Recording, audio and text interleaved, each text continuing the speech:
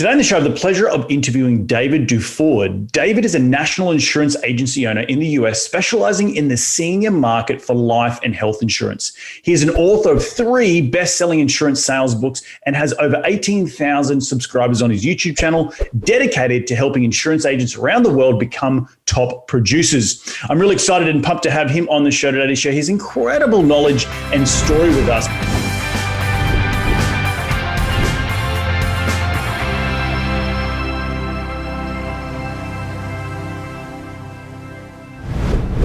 G'day, David. Welcome to the show. How are you doing today, mate? Greetings and salutations, Reed. Thanks for having me on. Appreciate it. Mate, my pleasure. Where are you dialing in from today? Chattanooga, Tennessee. You know where that is? I love it. Yes, I do know where that is. It's blowing up right now, right? I hear a lot of good stuff about it. You can't buy a home, and my house has gone up 50% in the last couple of years. I can't complain. That's great. That's great. Funny, coincidentally enough, my wife used to work for when Tesla was first coming out, a community car called Green Commuter, and the idea was to take people from their homes and do like a carpool share thing, and then pick them up, drop them off at an office park, and then the car could be used as an Uber for the next for the day, then take people home. And the first pilot trial was actually in Chattanooga, Tennessee, which I was quite surprised about. I thought, okay, it's very, very forward of Chattanooga, but I guess they're trying to be green, and apparently it's really cycle friendly in Chattanooga as well. Yeah, there's bikes laying around everywhere. You can just rent them, ride them around for the day, put them back in the rack wherever you end up. So yeah, awesome. A lot of that stuff going on. Awesome, mate. Well, look, enough out of that. Let's start the show. And when I ask all my guests that come on this show is rewind the clock and tell me how you made your first ever dollar as a kid. Let's see. I think it was from my first ever retail job. I worked at a company called Goodies, a family retailer, sell clothes and stuff. I think they're pretty much gone now. And that was my first real job. So I just got started like most people do, work for somebody else. Got it. And now walk us through your journey into entrepreneurship. In the green room before we press record here, you're talking about solo entrepreneurship. Right. Your niche is in the insurance business, but maybe from a high level point of view, how did you stumble across becoming an entrepreneur and wanting to work for yourself? I've always been an introvert, and I never really played well with people. I never liked the idea of working for somebody else and kind of following their particular standards that I didn't maybe necessarily agree with. And I come from a family of entrepreneurs, so it was kind of born in the blood. That's kind of how I look at it. So I remember studying abroad in London at one point, and I was creating my business plan at the time for personal training. And it was just, I don't know. I didn't like the corporate mindset, the corporate way of life. I wanted to kind of burn my own path and create. It's just a part of me that I can't deny. And talk to me about that, because burning your own path is something that I definitely, assimilate with in terms of, my journey coming to the United States. But what didn't you like about, was just the control factor that you didn't resonate with, the grind, the sort of Groundhog Day that you kept going back into the office wearing a suit and tie every single day, or was it just purely the fact you didn't like working with other people? I think it was really just that simple. I mean, right. I only had like one real corporate job, and that was after I failed out my second business, which we can talk about. But sure. I only worked in corporate America for a year, and that confirmed all my disdain pretty quickly, actually. But yeah, it was just, I think a lot of it was just, there's just something inside of me that I can't explain. There's a creative drive. I have to do something with it, and entrepreneurship is the outlet. And did your family growing up have any influence over that, innate ability to try and go out and create something from nothing?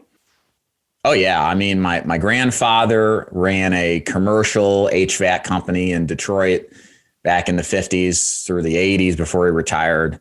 My uncle was one of the creators of XM Radio back in, I don't know if you're old enough to remember that, Reed. But XM Radio really started, I think, in the late 90s, early aughts. And then my father was a very successful chemical manufacturer, had a couple of plants. So it's just that, I just come from that, and it's just kind of what you do. As a man in the family, basically. As you're saying, burn your own path. But tell us about that first business and how it failed and Sure. Why did it fail? So I graduated college. I went to Boston University.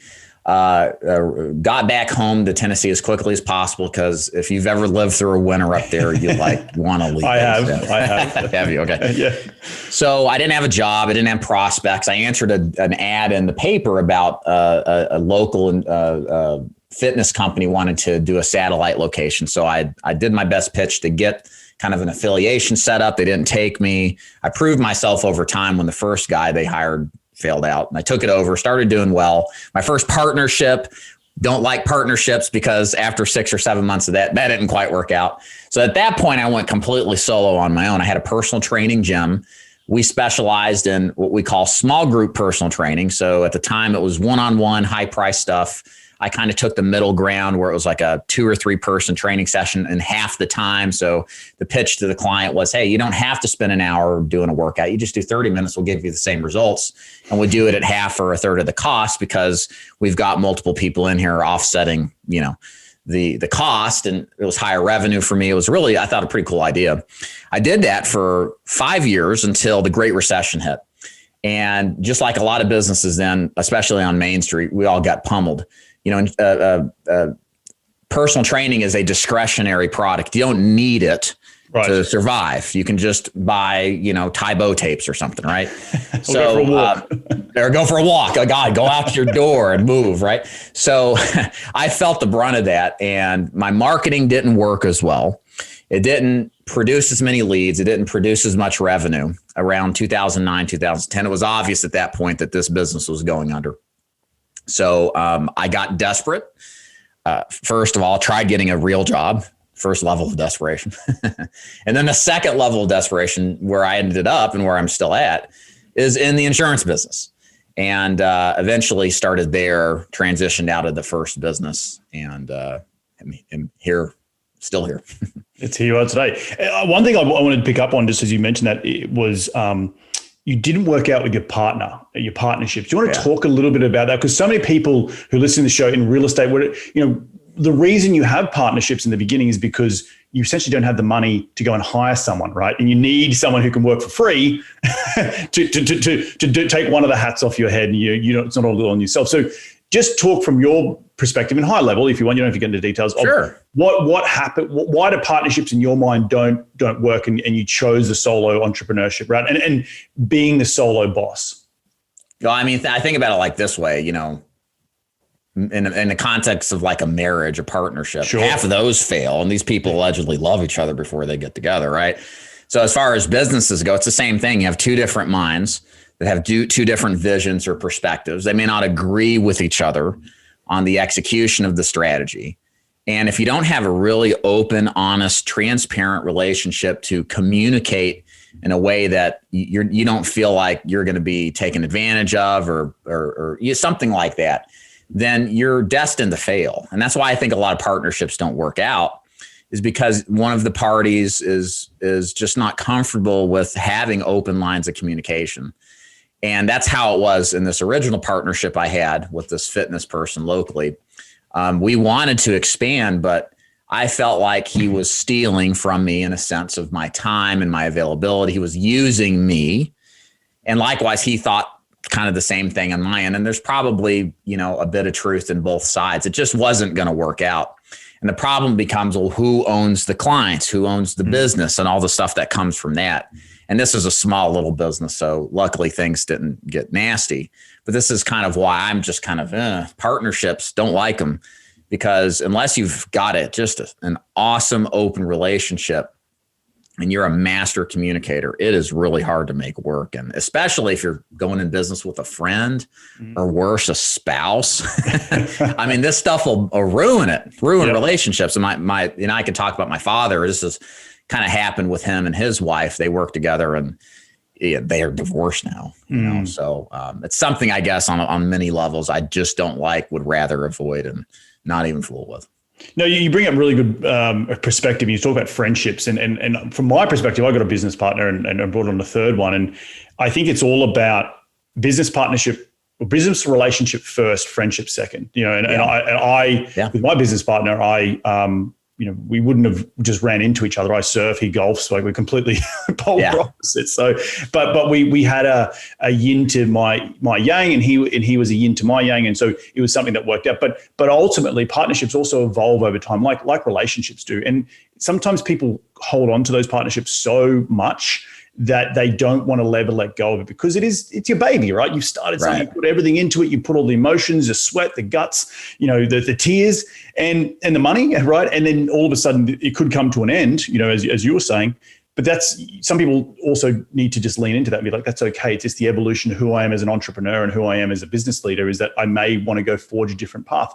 And for those people listening out there, that is completely fine if you're coming to that stuff. And don't know that, I love that you mentioned before, 50% of marriages break up. I think at least 50% of partnerships break up. So it's kind of inevitable. I guess you made the good point. I looking now in the current state of my business, I have several business partnerships. Sure.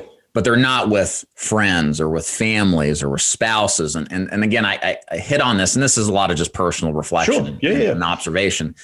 It's just, to me, you got to separate business from pleasure. That's how I look from it. I want to keep my spouse, first of all. Mm-hmm. And I don't know if I can do that as well if I intermix, and this is just me talking, my business with the pleasure, Mm-hmm. And so I just think there needs to be an understanding, if you're going to go into business, that you can keep that. And that's a lot harder, because we start to take things personally if we don't agree, because it's not just something, insignificant. It's your business. It's your livelihood. Right. And that can intermix with, the relationships you have. So just be very careful. That's kind of my experience, and why I'm tepid when it comes to familial or relationship, friend kind of partnership. Thank you for sharing those, the vulnerability there. But let's move into the insurance business of what you do today. Sure. And what is it that attracted you to the business early on? Because you mentioned that you had a failure, you went back into the corporate world, and then there was this insurance thing. And a lot of people probably listening to this show who are real estate investors don't maybe not understand the business of insurance. I certainly don't. I have an insurance broker who works for me, and he gives me advice all the time. All I know is the bloody things are going up. But maybe you can talk a little bit about your niche and how you've created. Yeah. Really, because you've got 3 best-selling books, you've got YouTube followers, you've got the whole shebang in and around insurance, and people will be thinking, oh God, insurance must be stuffy and boring. Yeah, and it kind of is. I mean, to be honest with you, it's insurance. I mean, that's why they have lizards and birds for the logos for these companies, and cartoons, because it's insurance. I mean, come on, they got to do this stuff. I got into this business completely, truthfully, read out of desperation. I mean, I couldn't find a job. I didn't want to sell insurance. Nobody dreams of selling insurance when they grow up. It's just was there, and it was the only thing. And it just so happened that anything in the financial planning or financial world is full of money and full of opportunity for income. And I stumbled across the niche of what's called final expense. And in short, it's essentially selling older people enough life insurance to pay for final expenses like burial and cremation costs, which again, you may be thinking, well, okay, burial's 10 or 15,000. Is there money in that? Well, the thing in our market that's great is, first of all, it's the senior market. If you're targeting anybody in the baby boomer market, 10 to 11,000 seniors turn 65 a day. They're transitioning out of working life into retirement life, and there's a mindset shift. They're more concerned about preservation versus accumulation and planning for their demise, and so there's a huge desire and need, because many people are ending up in retirement with much less than they ever figured. And there's a definite need for this kind of product, because we know we're all going to die. It's just a matter of when. And so I just lucked out and stumbled across it. And the great thing about final expense insurance is it's a one-call close. It's not a technical sale. You either get the sale on the first call or you never get it. It's very activity oriented, meaning you buy leads, you go set appointments, you can close them over the phone, you can go see them face to face still. And you repeat that process. It doesn't take a lot of brain power. You just have to have discipline and work ethic. And it was very appealing to me as an entrepreneur, because I could work, I like working, and I can follow a simple system. And so that was really the kind of, as I discovered, the real benefits to this business, which of course, as we'll talk later, I've built into an agency to duplicate the process to help other people. That's awesome. And you found a final expense. I didn't even know that was a thing. Yeah, you're right. Exactly. No, most people just stumble across it randomly, right? You learn something new, but I guess it is a big thing, because a lot of people, when you come to the end of your life, and a lot of family members get burdened with some pretty hefty bills, 20, right. 15, 20, $30,000, depending on all the stuff that goes on with it. But what I am interested in is what you just mentioned at the end there, the agency. How did you go and create an agency from that and replicate what I really picked up on was simple systems that could be replicated over and over and over again in order then thus to create a system so you can remove yourself from the system, right? Correct. Yeah. So let me kind of tell you the inspiration behind that to begin with, because the weakness of the system I'm describing here is you have to work to make money, which you may think like, well, what's wrong with that? That's normal. Well, there is the ability in the insurance business, much like other industries like real estate, where you can passively generate income. And so there's several ways to do it.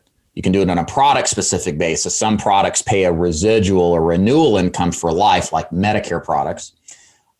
Whereas with final expense at the time, the way that you create residual or semi-passive income is by recruiting and building agencies and their agents and essentially duplicating what you know into them. And that's what I decided to do. It was obvious to me. I love to work, but I might reach a point. Now I have 4 kids. I'm in my late 30s. Oh God, that I may not want to work as much. And I wanted to make income without necessarily having to grind it out in the field the rest of my life. So that's where the idea of the agency came from. And the strategy is pretty simple. There's a lot of people out there that hate their job. There's a lot of people out there that want to experience entrepreneurship and the benefits that can flow from it if you tap into it and do it the right way. But there's not a lot of people that know how to do it. They need a plan. They need a blueprint, a process. And people in their research, like I had originally described, stumble across the insurance business. It just dawns on them that, hey, there's money in here. Wow, everybody needs insurance. So you got a huge pool of prospects, but they don't know how to make it happen. So eventually what people now do, and we can talk about this, all of my lead generation is organic on YouTube. People find my content organically on YouTube, build a relationship with me watching my content and become inspired to sell this stuff, and then eventually reach out to me. And then I recruit them, teach them the system. They go out there and sell. I make a cut of the difference to call it an override. So while I have agents right now working in the field, and when they make a sale, I'm going to make whatever the percentage is. Yep. But I've got that times several hundred. It's a great thing because they're doing the work. I'm just guiding them along the way, and I'm making a little bit from a lot of people. Talk to me about the stumbling across of the lead gen and the organic YouTube creation, because You mentioned that's a strategy that a lot of business owners, because they are so in the weeds and they're in the trenches, they don't have the self-awareness to say, stop, I need to be the key person of influence and create the following and give the information away for free so I can get the worker bees to come into my sphere. And then they can go off and produce pollen or collect pollen for me. And I'm the queen bee. I don't know why I said queen bee, but that's you're there creating the content. And that's not something that every business owner will just wake up one day and go, that's what I'm going to do. So how did you come into that sort of mindset to separate and then go and share the knowledge with your bees and so they can go off and make you money? Well, so in our industry, there's this kind of feeling like, well, I don't want to give my system away. I want you to join me and then I'll give it to you. That's the traditional, normal way of thinking. But, the problem we have in America, and I would say this is just a natural human thing, is we don't trust anybody. Everything's subject to, I don't know if that's quite true. And especially in insurance, there's probably viewers or podcast listeners here that frankly have been in situations, they've seen insurance for themselves and others, and there's a big multi-level marketing culture. It's rah, recruit, and they kind of gives that vibe off. So people just don't generally trust what they're seeing a lot. And I looked at all this and I was like, this is the old way of thinking. Now we're in a point where we've got to earn the right for someone to trust us. And what better way of doing that than giving away the vast, vast majority of training and content for absolutely nothing, for just people just stumbling across you? Because what I thought at the time, and even I was resistant to the idea. I was like, this is crazy. But I felt like if I could give everything away, for the most part, some stuff I won't share unless you're an agent, but 97% of it I share. If I gave that away, people are going to naturally pick up on the fact that I care about helping people. And that if I'm giving away this this information freely, imagine what it's like working with this guy on a partnership basis.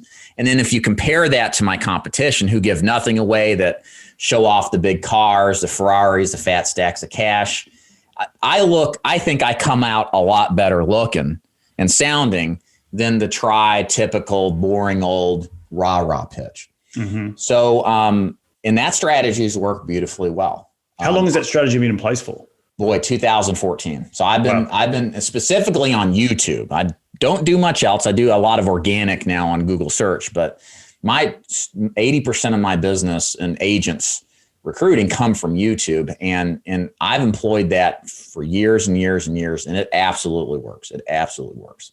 Love it. No, and I love that you've found and stumbled across that. I don't want to say stumble across, but the whole give it away for free. You'll then attract a certain type of agent as well, I would imagine, because if you're giving it away and they have you come across as genuine, you're going to attract people who want to really, really be in your business because they like who you are as a person, right? Rather than the cash and the cars and, the houses and all that sort of bling, which is all BS at the end of the day because they're probably just hiring it for the photo shoot. But at the end of the day, you're setting up a system where you can ultimately remove yourself, and you have an army of people out there because they love your methodology, right? They love what you teach. And I think that's so important to regardless of the business, real estate, insurance, selling a widget, you have to have a replicatable business and a process so you can go and attract the masses, attract people who can go out and do the work for you so you don't have to. And it takes a lot of time and grinding. And I'm sure you're aware of this, that you're in the trenches and then one day you're like, I don't want to do this for the rest of my life. I need to think differently. And that is really, really powerful. And something that I talk a lot about on this show, but I'm going to repeat it again because people don't seem to let it sink in with their business. As they're growing, they feel like they're the bottleneck. And once you feel like you're the bottleneck, it's too late. And you have to go and create those strategies and training platforms to remove yourself from the system. So very, very awesome stuff. Talk to me about how it's grown over since 2014 and how many agents do you have working for you today? And then really where's the goal going, for the next 5 to 10 years? Sure. So it's funny, and this would be any advice to anybody that wants to do YouTube or any content creation. First of all, it's a multi-year process. Don't expect instant results. Some people get it, but that's the exception. I started really getting serious traction in YouTube after probably in 2017. Okay, so approximately 3 years. 2.5, 3 years. Now I was getting traffic, but it's funny. Like if I pulled up my graph in analytics, you would see this noticeable, almost doubling, maybe 75 to 100% increase in traffic, at least on a view basis, from December 16 to January 17. And then it did it again from 18 to 19. It's just weird. And I just kept creating content. And from that, the leads started flowing. I don't know. YouTube flips a switch. They want to see if you're a consistent producer of content that provides value before they let the spigot out and then show you all over the place on any of these search terms that you're trying to compete for. So, it really ramped up. It's been incredible. It just keeps getting better and better. As far as agents I've recruited over several thousand since 2014. The real metric in our business is how many are actually selling every month. Because it's a business opportunity. It's not right for everybody, for sure. Sure. 150 to 200 sales agents are out there writing as little as one policy a month, as much as 100 plus. It's all in between there. So it's been great. That's awesome. And what's a KPI? So key performance indicator of one of your agents. Do you try to look for, as you mentioned, one sale a month up to 100 sales a month? What's a good sweet spot for your average agent? Well, like any organization, 80% of the production comes from 20% of the agents. And so there's value from an agency recruiting. And even if they write a policy every week, 2 weeks, there's profit from that. And those agents are important for sure. Now, the question becomes, where is the production high enough to warrant what I think in our business, you should be making a 6-figure income after your first full year in the business. Started somewhere between the second year in the business, et cetera. This business is tough emotionally. It's a lot of roller coasters. What we look for as far as what is our standard of success to hit that, if we're selling final expense, typically 5 policies a week. Five policies. Utilizing a direct mail lead system or Facebook generated lead system. Typically, if at the commission levels and the production and activity required, if they get 5 a week, at the end of the year, they should have a low 6-figure income. And you actually bring up a very interesting point that I remember hearing about a company, actually in my home country of Australia, talking about going out and franchising automobile mechanics, but mobile. And the whole business was really about the lead generation. That's what the franchise is buying into, right? So people buy into you because of that lead gen. So what are you doing on your end, call it the headquarters, right, that keeps those besides the YouTube, but has other organic traffic coming to your agents, so they can go off and do five plans a week and get to that 6 figures that you promised them? Because if you promise something and you don't deliver, then you're not going to have any bloody agents. Right. Well, so in the world of agents and the direct sales model, so the agents selling insurance to the insurance prospect, okay, we don't do any organic. There is organic in our business, and it's the typical, do you have a pulse? Let me talk to you about insurance. Like, friends, family, they don't call you anymore because you bugged them. And so we don't do that because a lot of people just get turned off by that approach. But what we do are paid sources. And it's funny, the single best source for leads in 2021 is direct mail business reply card mailers. There may be people who are listening to this that don't even know that this thing actually exists, direct mail, but it's a profoundly effective form of marketing. And it was. And sorry to interrupt you. Is that because of the age of the demographic you're targeting? Exactly. So we're targeting the demo we're targeting is 50 to 85. Sure. And it's a little lower income working class. And the type of people that demo is more likely to respond to a direct mail because they've always had, they had to before Facebook and pay-per-click and stuff. That's how they did business, and they carry those behavior traits in. But we love direct mail because if you're on Facebook, what do? A lot of you probably Facebook market. Well, if you're on Facebook, you're wasting time arguing about politics, getting mad about some BS. And then you see an ad and you click it and fill it out. And then you go back to wasting your time. Right. Well, that's what our prospects do too. So when you call them up and try talking to them, if you ever get them on the phone, their recall rate is lower. Mm-hmm. The set rate for the appointments is lower. Whereas if we do direct mail, it's funny with direct mail, they have to walk and get the card out of the mailbox. They sit down and read it. They argue with their spouse if they have one about, should we send this in? Is it a scam? And they go back and forth. Do we need life insurance? And they decide at every moment of this, they could have tossed it out. Okay. They decide then to fill their name out, put their information on a card, and then walk it back. The recall rate and the engagement is measurably higher with direct mail because of that. So when you call them back and say, hey, you sent this card back, it's my job to deliver the information about our plans. They're like, oh yeah, I remember a lot of the times. And they tend to be a lot more serious buyers too, because they've seen these cards forever. Many times they've already filled it out in the past.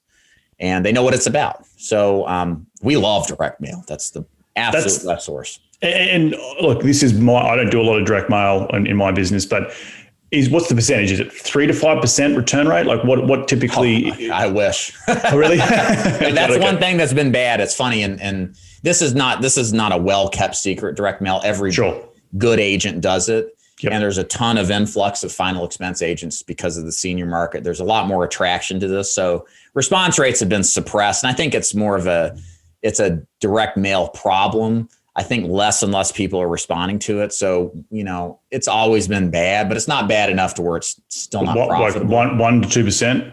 It depends. Like if I'm in Texas, 1% is great. If I'm in Virginia, which I don't know why, you can get 1.5 to 2%. But the money, it's the investment required. The question is, what's your ROI ultimately? Because it doesn't matter what the price is per se, as long as the ROI is there. What's the price per lead? Yeah. Cost per lead. What's our commission level gross? What return do we get? And that all still works out quite well, even with suppressed response rates relative to 10, 20 years ago. Got it. Okay. Well, that's, I'm a data guy, right? Like I'm an engineer. That's my background. Like I love seeing data and going, okay, well, if I just turn this knob right up, even if it is a 1% return ratio, well, I just need to go quadruple what I'm doing because that's a direct ROI of X. And I would assume it's exponential, right? Meaning you spend a certain amount of money, but then all of a sudden your leads, because you're buying more mailers, because your cost per mail or your cost per lead becomes cheaper because you're doing more of them, right? Yeah, your ROI sure. then goes up, right? Right. Would that be a correct statement? Yeah, and what's cool too about this business is there's a lot of talk about scale, especially like with Facebook marketing. If you're doing some kind of direct sales strategy, you can do that with direct mail. Maybe an agent starts with 20 direct mail leads, and then, like you said, scales it up. But what one agent does to sell, sit down with some percentage of the 20 leads, they can quadruple their efforts as long as they want to work more, and likely the income will quadruple as well. Sure. So it's one of those unique businesses where it's where you make the money on scale. This is a game of singles and doubles, not of home runs. Like you can sell annuities or very large life insurance policies that pay a lot of commission, but final expense is a lower commission. It's still significant, but you got to swing the bat a lot. You got to get up to the plate and swing. And the best agents in this business are running 30, 40 appointments a week, face-to-face or over the phone, using this kind of direct mail strategy, some others as well. And they just do tons and tons of activity, and their income's fantastic because of it. Got it. Love it. Talk to me about your books and your YouTube channel, because as we come to the end of the show, I'd love to plug whatever you need to plug. But what was the purpose behind creating the 3 best-selling books? Yeah. So the first book I wrote was The Official Guide to Selling Final Expense Insurance. It really is the book. Which would have been a great, the average person is definitely picking that up, right? Yeah, right. Yeah. So right. So the idea behind making the book was, like, you've got a book, right? I mean, I think I see it there. And, even in 2021, if you can say I wrote the book on that, you kind of have some 100%. Implied authority, right? That was my idea behind this. And so that's why I created the book. It gave me an authority as a content or influencer that I didn't have before that.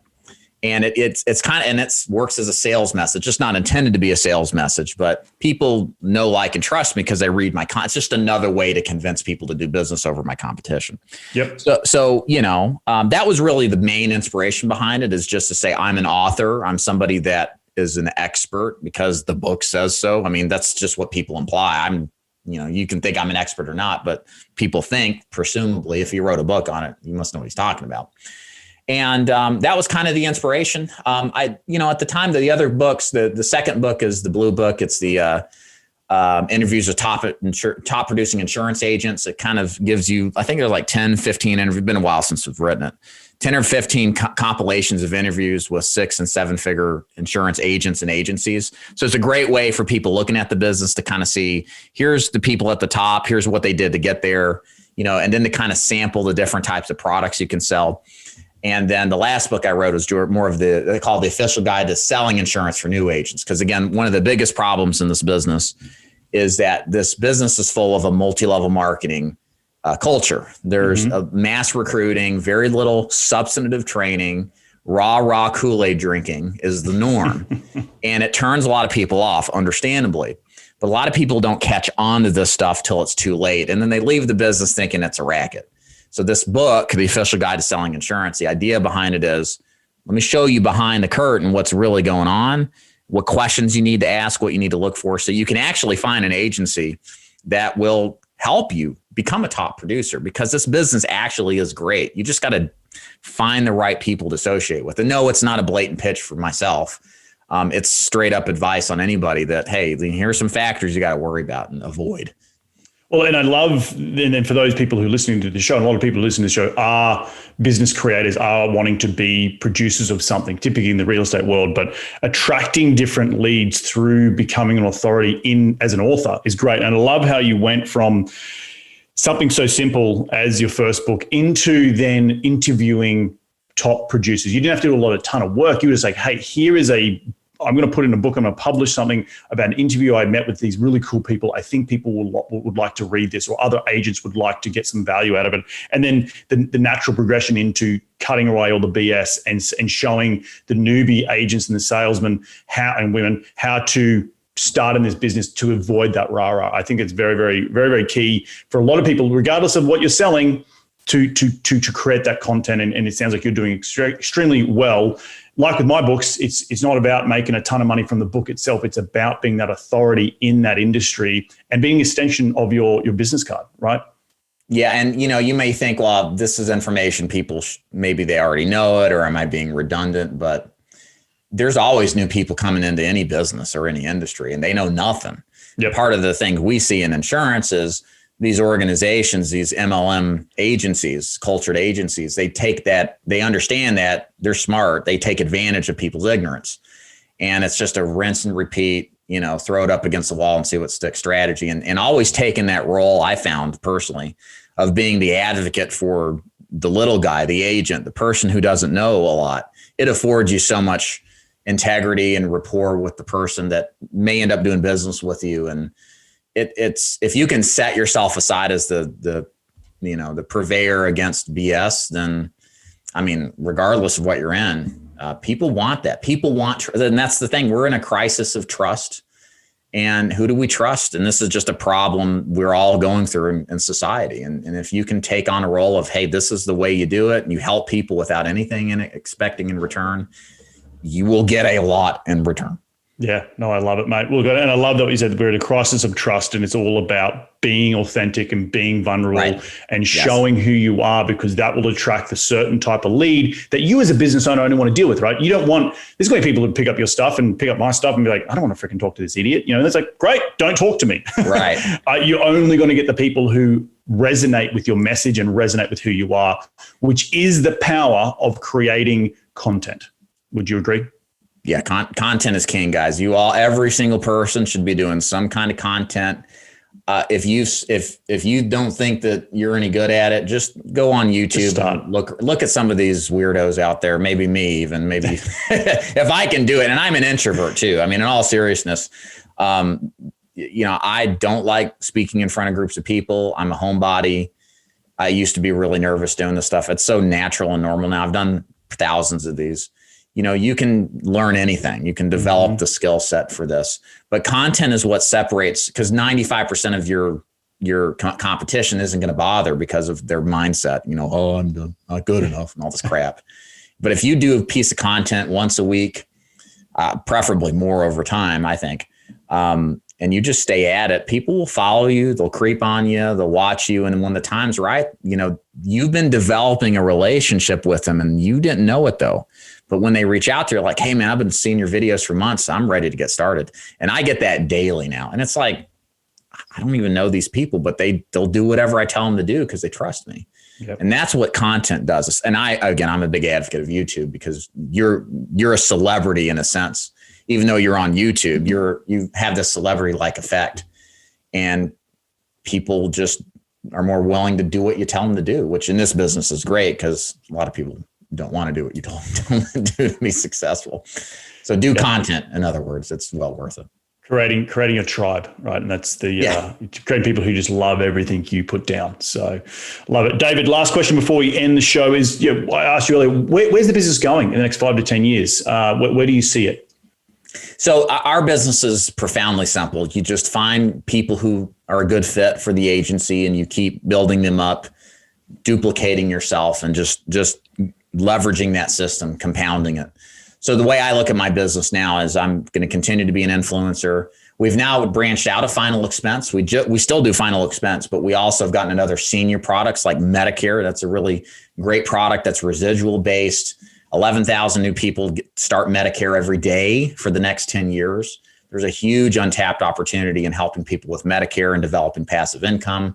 We're getting into the annuity retirement space, helping people with their money to give them safe money alternatives to the stock market's ups and downs.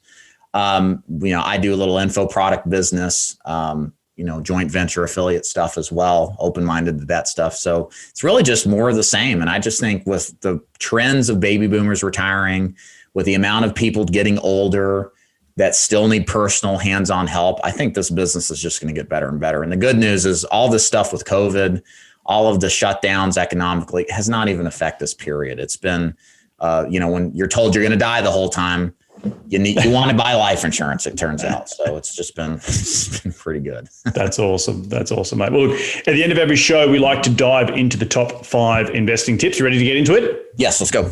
Mate, what is the daily habit you practice to keep on track towards your goals? Write my goals down, follow them, execute, rinse and repeat. Love it. Love it. Question number 2 is, who's the most influential person in your career to date? My father. Love it. Question number 3, what is the most influential tool in your business that you use on a daily basis? And when I say tool, it could be physical, like a phone or a journal, or it could be a piece of software that you just can't run the business without. I love Calendly. Calendly? I don't have to set my own appointments. Everybody does it. I just point, click, and call. It's the best tool ever. Love it. Love it. In one sentence, what has been the biggest failure in your career, and what did you learn from that failure or that mistake? I failed selling insurance after a year in, and I learned that what Brian Tracy calls it's I am responsible, and following the fundamentals of any business is critical to success. And when you get away from them, like I did, you're going to fail. Got it. Love it, mate. Final question is, where can people reach you to continue the conversation? They want to be in your sphere. Where do they go? Thank you, Reed. So 2 places. You can go to YouTube. Just put in my name, David Duford. You'll see a bunch of videos that way. Just start clicking around and watching them. And then you can always go to my website. I got lots of really good content. You can learn more about my business at davidduford.com. Awesome stuff, mate. Well, look, I want to thank you so much for taking some time out of your day. I just want to reflect some of the things that I took away from today's show. And I think the big thing that I took away was, being able to, the crisis of trust and building up a brand, regardless of what you're in. You're in the insurance business. We talk to a lot of real estate investors on this show, to a lot of CEOs, to a lot of startups. It's all having a common thread of building a brand that is around trust and transparency, and then going out and creating replicatable systems so you can attract the right type of, in your case, agents to go off and do the hard work for you, and you can remove yourself from the bottleneck. And so many people who interview on the show are solo entrepreneurs. They love that. They never let go. And learning to let go, I think, is the big thing that you've really come into your own in the last, since 2014, through the content creation piece that has helped you scale your business. Did I leave anything out there? That's pretty good. Pretty well-rounded there. Well, mate, again, thank you so much for jumping on this show. Enjoy the rest of your week, and we'll catch up very, very soon. Thanks, Reed. Bye. Well, there you have it, a cracking interview with David. If you do want to get involved with any of his stuff, head over to davidduford.com or search his name in YouTube, and it'll come up with all the topics that he talks about in the insurance industry. He's a guy that is well versed in it, and there's such an incredible story of building something in a systemized business out of nothing. I want to thank you all for taking some time out of your day to tune in, to continue to grow your financial IQ, because that's what we're all about here on this show. If you do like this show, the easiest way to give back is to give us a 5-star review on iTunes or wherever you podcast. And we're going to do this all again next week. So remember, be bold, be brave, and go give life a crack.